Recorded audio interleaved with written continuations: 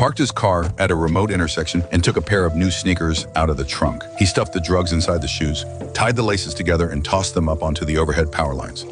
Next, he set up his sniper rifle at a spot with a clear vantage point. Just as he expected, 30 minutes later, an ice cream truck slowly crawled toward the intersection. He picked up his binoculars and watched as two men parked the truck and walked toward the roadside. They didn't notice the shoes dangling above. He raised his scope to confirm their identities. The two men walked to the side of the road, pulled out their guns, and hid them in a secret compartment under a spare tire. He aimed the muzzle of his rifle at the sky. The two men immediately became alert. He swapped his bullet and continued to observe their reactions. Then, he aimed at the sky and fired again. After scanning their surroundings, the two men slowly stood back up, convinced the shots weren't meant for them. He kept firing warning shots into the air.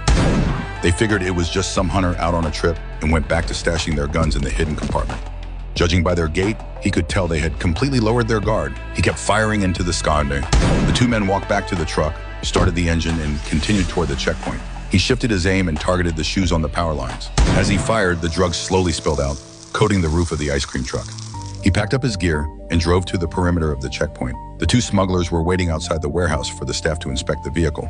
As the drug-sniffing dogs confirmed the presence of the substances on the truck, the two men were arrested on the spot, completely clueless about what had just happened.